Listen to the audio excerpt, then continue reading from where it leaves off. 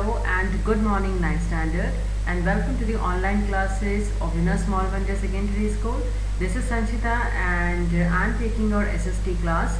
With that, as you know that we are already going to start with the history chapter number 3. So as usual I am going to provide you the question answers of this chapter and the next chapter which we have, and also the civics chapter, which is actually completed in one batch but the other batch is still incomplete. I am going to take that particular chapter as well. So here we are going to start with chapter number 3 in history, that is Nazism and the rise of Hitler. So as you know that we are reading about the world history, so in this particular chapter we are going to see that how Hitler, being a autocratic leader or being a dictator, how his perception of dictatorship changed the Germany and that time of the world. So let's begin. So what happened? We are going to start with the introduction so that you understand that what was the era and how the era looked at that particular time. So it was in the spring of 1945 AD. That means our India was still pre-independent. We were not independent, and as you know that we were under British rule. So even in the World War II and the World War I, we Indians had to fight from the British side. So we were against the Germany. Okay, so I'm just going to tell you the political scenario of that particular time, and that is the reason Subhash Chandra Bose met Hitler at that time, because Britain was the enemy of Germany, and actually Subhash Chandra Bose with his Azad Hind Sena actually wanted the support from Hitler from Germany so that we can uproot British Empire from India. So that was the scenario of India in 1945 when Subhash Chandra Bose actually met Hitler. But we are not going to learn about that particular thing. We are going to see that what exactly happened in the homeland of Germany and what is actually Nazism, what is Nazism and what was Hitler. So what was happening in the spring of 1945 AD? There was an 11-year-old German boy whose name was Helmut, and he overheard discussions of his parents. They were actually discussing that they are going to commit suicide. So he was discussing that his father was actually thinking that whether to kill the entire family and then he should do the suicide, or what need to be done. He overheard that now the Allies will do to us what we did to the crippled and Jews. So actually Germans in the Nazi military force at that time used to not like Jews or the Jerusalem people. So they were actually brutally killing Jewish people, and that we are going to see that how the gas chambers and how the inhuman death was given to these people. So what happened that time? So they were thinking that Allies, the people, those who have captured Germany now, actually now the Hitler is also not there, so they are going to kill us. So next day, like what happened, that Helmut in the woods means in the forest side, actually he spent his last time with his family singing and caroling and everything. Then he heard that his father has shot himself in his office. So Helmut remembers that his father's bloody uniform being burnt in the family fireplace. So traumatized he was, so traumatized meaning the situation which has happened in your lifetime always remains in your memory, and you get petrified when actually you listen about it or you just think about that particular thing. So he overheard, and the reaction was that he was not able to eat at home for the remaining 9 years. So traumatized this small kid was, and he was afraid that maybe his mother might poison him. So this is one of the case study which you have seen in the 1945 era in Germany. So now the question comes that Helmut realized that his father was actually being a Nazi and he was a support of Adolf Hitler. So many of you have heard about Nazis and Hitlers, and you know that what was Hitler's determination. His determination was to make Germany a superpower so that he can conquer the whole of Europe.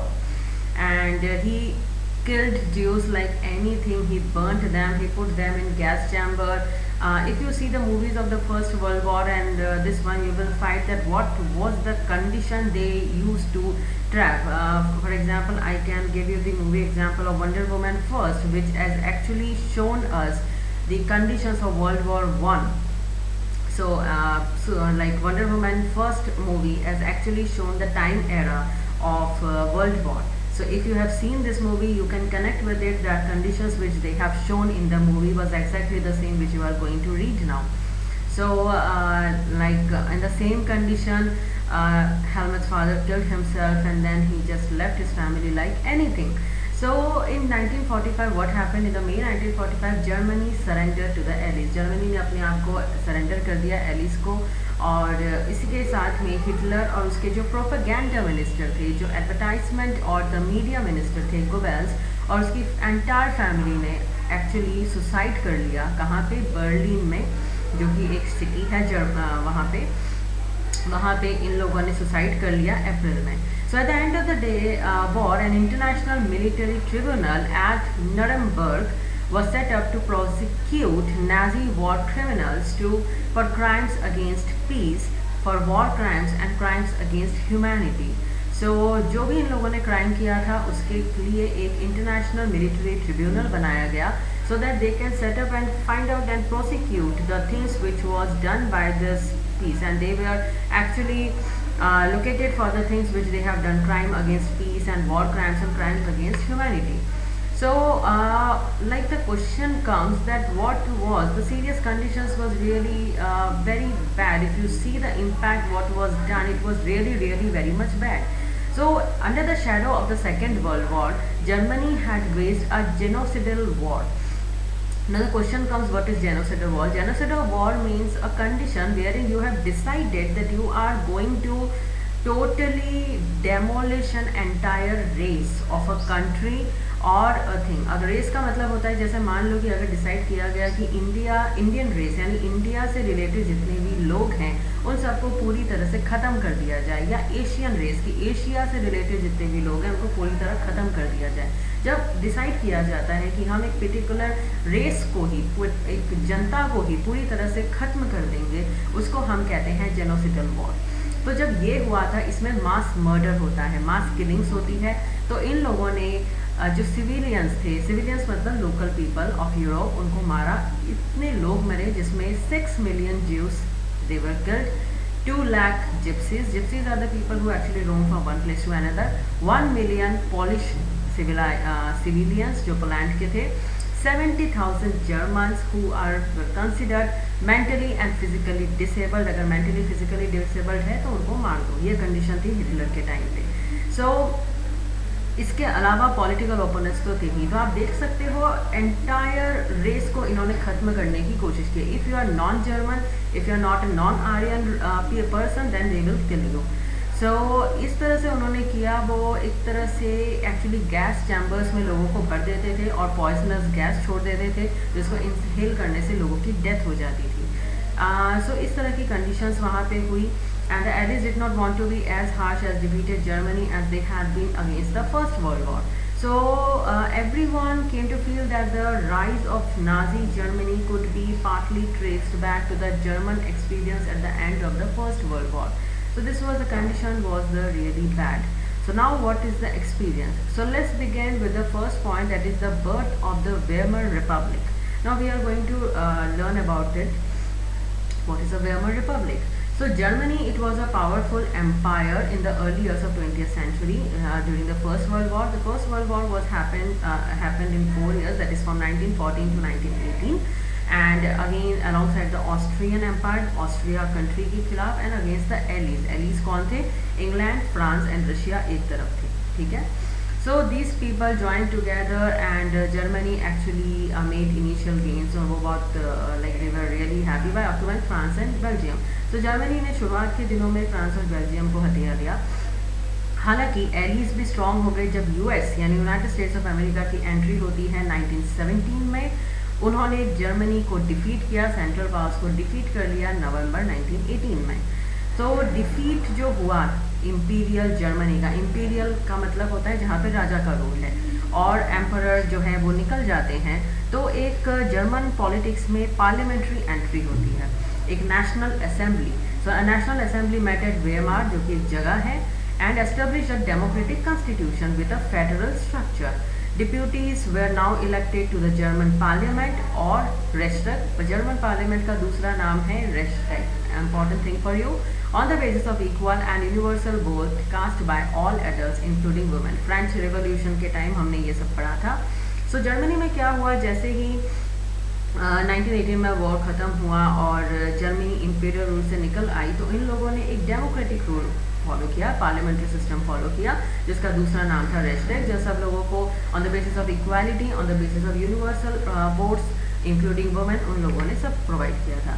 Now you can C on the screen, this is a Germany after the Versailles treaty. You can see in the map the parts of the territory that Germany lost after the treaty. So आप अगर इसको ध्यान से देखेंगे तो आप देख सकते हैं ये जर्मनी है 1914 का, जो आपको लाइट ऑरेंज कलर में दिख रहा है, वो जगह है जो जर्मनी से ले ली गई. जो थोड़ा सा आपको पर्पल में दिख रहा है वो land under the league of Nations control है, और जो ऐसा है, जो इस तरह से स्ट्रिप्स है, वो है डी मिलिटराइज जोन, ये मिलिट्री से ले लिया गया था. So अब now what happened that this republic जो जर्मनी का बना, ये लोगों ने बहुत ज़्यादा पसंद नहीं किया, और जो फर्स्ट वर्ल्ड वॉर के एंड में हुआ था, this was not very much okay, people were not okay with this particular thing. So जो वर्सलीज का ट्रीटी हुआ था, जो एलीज हुए थे, वो बड़ा ही हार्श था. जर्मनी ने अपनी ओवरसीज़ कॉलोनीज लॉस्ट कर दी, अपना 1/10 ऑफ द पॉपुलेशन उसका चला गया, 13% उसकी टेरिटरीज चली गई. अगर हम नेचुरल रिसोर्सेज की बात करें, so he lost 75% of her iron and 26% of coal to France, Poland, Denmark and Lithuania. This are the nearby countries. So जो एलिट पावर्स थी, उन्होंने जर्मनी को डी मिलिटराइज कर दिया, यानी मिलिट्री पावर हट गई, और ताकि जर्मनी की जो पावर है वीकन हो जाए. अगर किसी भी कंट्री में मिलिट्री नहीं है तो वो कंट्री एक्चुअली पावरलेस हो जाती है, कभी भी कोई उस पर ईजीली कब्जा कर सकता है.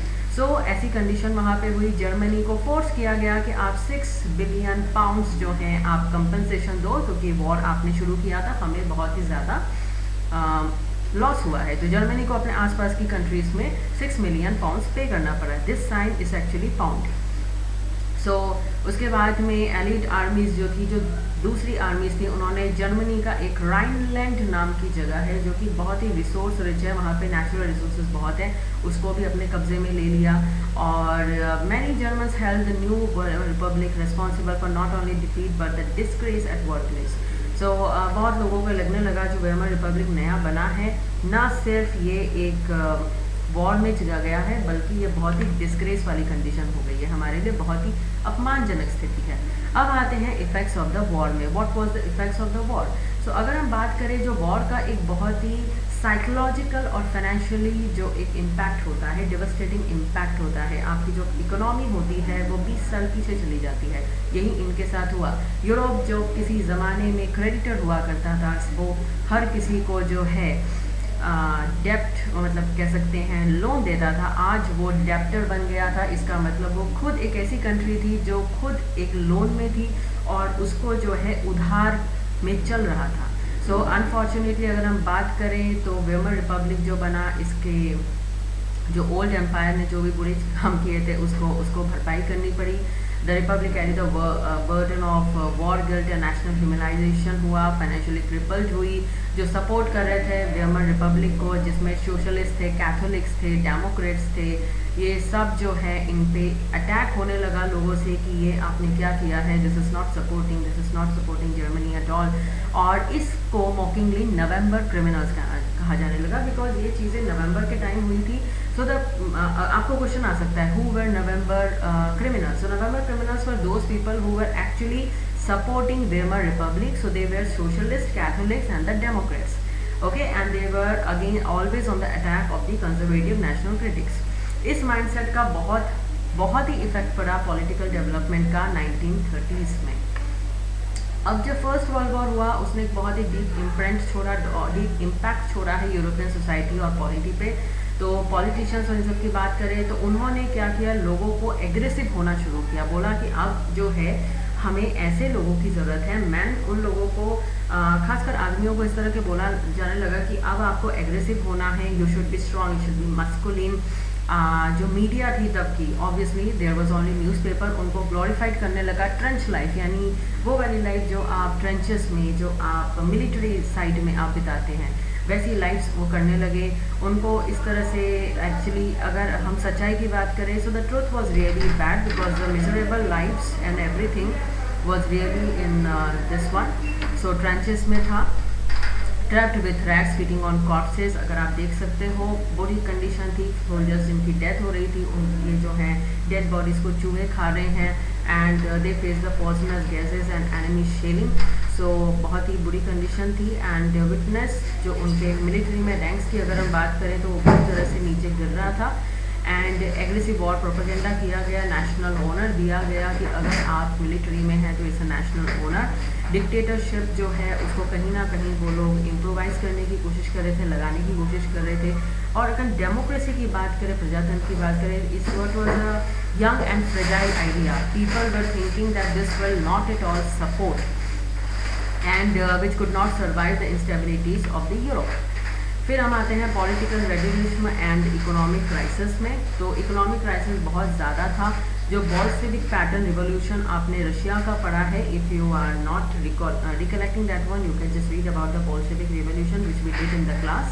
सो पॉलिटिकल एटमॉस्फेयर बर्लिन का बहुत ही ख़राब होने लगा था। It was like a Soviet style governance चल रहा था।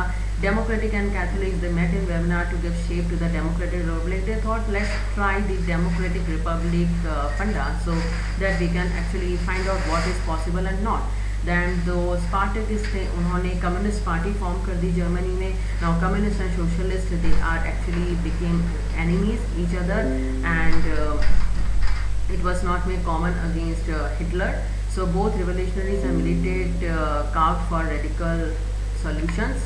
देन अगर हम बात करते हैं, ये आप एक फिगर देख सकते हैं, this is a rally organised by the radical group. So you can see how much people is there over here. They were actually came in 1918 to 1919 and political demonstrations become really common. This is again you can see the baskets and carts being loaded with a paper currency for best payment because paper currency की value बहुत ज़्यादा कम हो गई थी।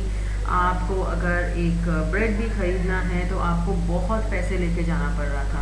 मैंने कहा था economy बहुत ज़्यादा डेमोलिश होती है जब भी वॉर होता है। यही चीज़ यहाँ पे हुई है। पॉलिटिकल रेडिज्म हाइट हो गया। जर्मनी ने इतना लोन में जर्मनी आ गई कि उसको एक्चुअली में जो अपना कंपनसेशन पे करना पड़ रहा था वो गोल्ड में, सोने में पे करना पड़ रहा था। इतना ज़्यादा हुआ कि गोल्ड रिजर्व्स उनके स्केयर्स हो गए, कम हो गए। 1923 में जर्मनी ने मना कर दिया पे करने से। तो फ्रांस ने क्या किया, फ्रांस के लोगों ने जो रूहर नाम की एक टाउन है जो कोल के लिए फेमस है, उस पर अपना कब्जा कर लिया। जर्मनी की जो प्रिंटेड पेपर करेंसी थी, उन लोगों ने बहुत उसको प्रिंट करना शुरू किया। लेकिन सिर्फ पैसे छापने से कुछ नहीं होता है। इतना जब आप पेपर करेंसी सर्कुलेशन में देते हो तो आपकी वैल्यू कम हो जाती है। वही जर्मनी के साथ हुआ। अप्रैल में यूएस डॉलर जो था, जो 24,000 मार्क्स पे था, वो जुलाई में 3,53,000 मार्क्स पे चला गया और अगस्त में 4,60,621 मार्क्स पे चला गया। सो कितनी वैल्यूशन कम हो चुकी है। और दिसंबर में ये 98 कह सकती हूँ मैं 98 लाख उस पर जा चुका था। तो figure had turn into trillions, not only millions and billions, trillions. So इतना ज़्यादा हुआ कि आप एक्चुअली में इमेजेस आ रही थी कि लोग एक ब्रेड खरीदने के लिए अपने बस्ते सैक भर भर के पैसे ले जा रहे थे। इतनी ज़्यादा वैल्यूशन कम हो चुकी थी पैसों की। उसके बाद अमेरिकन्स ने इंटरवेन किया जर्मनी को, ताकि जो है जर्मनी को इस क्राइसिस से निकाल सके। और जिस क्राइसिस से निकालने के लिए उन्होंने एक प्रोसेस बनाया था, एक प्लान बनाया था, उसका नाम था डोइस प्लान। तो आप पे एमसीक्यू आ सकता है कि किसने हेल्प की जर्मनी की बाहर आने के लिए इस लोन से, तो ये होगा यूएस, अमेरिका। और उन्होंने जो लॉ बनाया उसका नाम था डोइस प्लान, जो फाइनेंशियल बर्डन जो है उससे कम निकला। अब हम आते हैं ईयर्स ऑफ डिप्रेशन। डिप्रेशन का मतलब होता है जब हाइपर इन्फ्लेशन की स्थिति आती है। यानी the years between 1924 to 1988 so some stability, कुछ स्टेबल दिखा, लेकिन अगेन ये सेंट पे जैसे रेत पे घर बनता है वैसे ये था। जर्मन के इन्वेस्टमेंट्स और इंडस्ट्रियल रिकवरी बहुत ज़्यादा शॉर्ट टर्म लॉन्स में थी जो यूएस चला रहा था और इतना ज़्यादा हुआ, लेकिन फिर भी वॉल स्ट्रीट एक्सचेंज जो है वो क्रैश हो गया 1929 में। आज की डेट में भी वॉल स्ट्रीट एक्सचेंज सबसे बड़ा शेयर मार्केट का जगह है जहाँ पे वर्ल्ड की इकोनॉमी और वर्ल्ड का शेयर मार्केट होता है। If you want to study you can study about Wall Street economy exchange के बारे में। इंडिया में ये सेबी से रेगुलेट होता है, स्टॉक एक्सचेंज ऑफ इंडिया। सो अगर एक दिन की बात करें, on the day single day 24 अक्टूबर लोग जो है बहुत ज़्यादा डरने लगे और उन्होंने इमीडिएटली अपने शेयर्स सेल कर दिए। तो 24 अक्टूबर के दिन 13 मिलियन शेयर्स सोल्ड किए, मतलब बेचे गए। और वो जो दिन था वो स्टार्ट होता है ग्रेट इकोनॉमिक डिप्रेशन का, यानी इकोनॉमी पूरी तरह से जा चुकी है, क्रैश हो चुकी है इकोनॉमी। इस इकोनॉमी जो टूट चुकी है उसको रीबिल्ड करने में 3 साल लगे, जो 1929 से 1932 तक था। लेकिन यूएसए की नेशनल इकोनॉमी भी हाफ हो गई। उसके बाद में फैक्ट्रीज शट डाउन हो गई, एक्सपोर्ट्स बुरी तरह से घट गए, फार्मर्स हिट हो गए और उन्होंने सुसाइड करना शुरू किया और लोगों ने जो इन्वेस्टमेंट कर रखा था वो पैसे मार्केट से निकालना शुरू कर दिया। हुआ ये कि रिसेशन आ गया, लोगों के पास जॉब नहीं, पैसे नहीं, और ये यूएस इकोनॉमी, ना सिर्फ US economy, world wide economy में ये शो होने लगा। तो जर्मन इकोनॉमी तो ऑब्वियसली इससे सबसे ज़्यादा वर्स्ट हिट थी। 1932 में अगर आप बात करें, इंडस्ट्रियल प्रोडक्शन जो था वो 40% रिड्यूस हो गया। 1929 तक वर्कर्स के पास पैसे नहीं थे, जॉब नहीं थी, या फिर उनको बहुत ही कम वेजेस पे, सैलरी पे काम करना पड़ रहा था। अगर हम नंबर ऑफ़ अनएम्प्लॉयड की बात करें तो 1932 तक ये 6 मिलियन लोगों के पास जॉब नहीं थी। सिर्फ जर्मनी में बात कर रही हूँ मैं। अगर आप जर्मन की स्ट्रीट्स में देखेंगे तो आपको लोग गले पे एक डाल के घूमते हुए मिल रहे थे, willing to do any work, हमें बस काम चाहिए, आप कोई भी काम हमसे करा लो। अनएम्प्लॉयड यूथ को हम देख सकते थे, they were indulge in playing card and simply sitting in the street corners and desperately looking and queued on the local employment exchange to look for the job. So any kind of job wherein they can get money. अगर job disappear होता है तब क्या होता है, youth जो होते हैं क्रिमिनल एक्टिविटीज़ की तरफ जाते हैं और वहीं यहाँ पे हुआ। It was actually very much bad. You can see in the figure, people are standing in the queue and they are sleeping in the queue.